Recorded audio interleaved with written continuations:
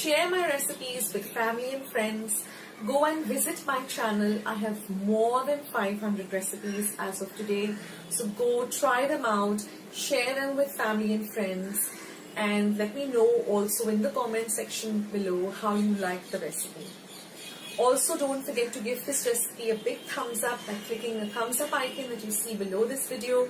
If you haven't joined Akshata's Recipes yet, click the subscribe button that you see below this video and become a part of Akshata's Recipes. And once you have subscribed, there's a little bell icon that will pop up. Just click it.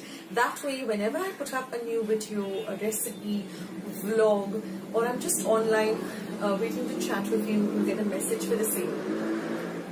So friends, thank you so much for watching today's video, and I will catch you in my next video sooner than you think. This is Akshata saying bye. Take care, stay healthy, stay fit, be loving and kind to one another. So till I see you in my next video, bye.